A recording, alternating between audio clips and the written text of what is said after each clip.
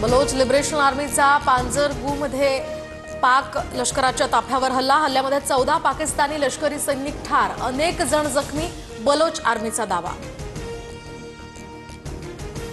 भारतानं पाक विरोधात पाऊल उचलावं, आम्ही तुमच्या सोबत, मेहरंग बलोच यांच्या भाषणावेळी आंदोलकांकडून घोषणा।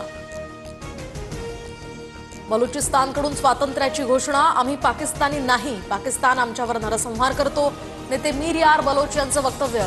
तर भारतानं पाकिस्तानावर केलेल्या कारवाईचंही समर्थन। पाकिस्तान युद्धबंदीची भीक मागत पळत होता, 4 दिवसात पाकिस्तानची अवस्था एका घाबरलेल्या कुत्र्यासारखी झाली। माजी अमेरिकन संरक्षण अधिकारी मायकल रुबिन यांच्याकडून पोलखोल। भारताच्या हल्ल्यामुळे पाकमधील एअरबेसचं मोठं नुकसान, दशकांपासून सुरू असलेल्या संघर्षातील सर्वात मोठा हल्ला, अमेरिकेच्या वॉशिंग्टन पोस्ट या वृत्तपत्राकडून विश्लेषण। पाकचं लष्करी तळ विमानतळांना लक्ष्य करण्यात भारताला यश, ऑपरेशन सिंदूर संदर्भात अमेरिकेच्या न्यूयॉर्क टाइम्सकडून वार्तांकन। पाकला पाठिंबा देणाऱ्या तुर्की विरोधात भारतीय ट्रॅव्हल्स एजन्सीचा बहिष्कार, तुर्की अझरबैजानचं पर्यटन बंद करण्याची मागणी। तर जेएनयू कडून सुद्धा तुर्कीच्या इनोनू विद्यापीठासोबतचा करार रद्द। जम्मू काश्मीरच्या त्रालमध्ये सुरक्षा दल आणि दहशतवाद्यांमध्ये चकमक, सुरक्षा दलानं 2 ते 3 दहशतवाद्यांना घेरल्याची माहिती। सिंधू नदीचं पाणी अडवताच पाक गुडघ्यावर, सिंधू कराराचा पुनर्विचार करा, तहानलेल्या पाकिस्तानचं भारताला विनंतीपत्र। मात्र पाकची विनंती भारतानं धुडकावली, सूत्रांची माहिती।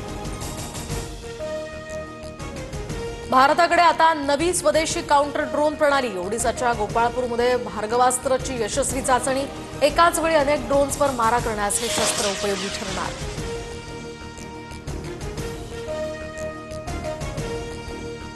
तर रेझिस्टन्स फ्रंट संघटनेविरोधातील पुरावे भारत संयुक्त राष्ट्राला सादर करणार, टीआरएफनं पहलगाम हल्ल्याची घेतली होती जबाबदारी, टीआरएफ ही लष्कर ए तैयबाशी जोडलेली संघटना।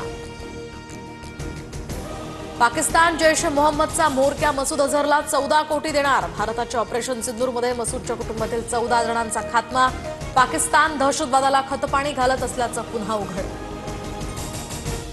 छत्तीसगड आणि तेलंगणा सीमेवर नक्षलवाद्यांविरोधात मोठी कारवाई, सुरक्षा दलाकडून आतापर्यंत 31 कुख्यात नक्षलवाद्यांचा खात्मा, गृहमंत्री अमित शहांकडून सीआरपीएफ, एसटीएफ आणि डीआरजी जवानांचं अभिनंदन। रशिया आणि युक्रेन युद्धावर तोडगा काढण्यासाठी तुर्कीमध्ये दोन्ही देश समोरासमोर येऊन चर्चा करणार, पुतीन चर्चेत सहभागी होणार नसल्याची माहिती। ब्लॅकस्टोन राज्यामध्ये 5,000 कोटींची परकीय गुंतवणूक करणार, तर 27,000 तरुणांना यामुळे रोजगाराची संधी उपलब्ध होणार, मुख्यमंत्री फडणवीस यांच्या उपस्थितीत सामंजस्य करार। स्थानिक स्वराज्य संस्था निवडणुकीच्या अनुषंगानं फेरप्रभाग रचना करा, निवडणूक आयोगाचे सरकारला आदेश, स्थानिक स्वराज्य संस्थांच्या निवडणुका 4 महिन्यात घेण्याचे कोर्टाकडून काही दिवसांपूर्वीच निर्देश। बेस्टकडून 9 मे पासून तिकीट दरवाढ लागू, बेस्टनं तिकीट दरवाढीचा निर्णय घेतल्यापासून बेस्टच्या महसुलात वाढ, मात्र 8 लाख प्रवासी भेटले।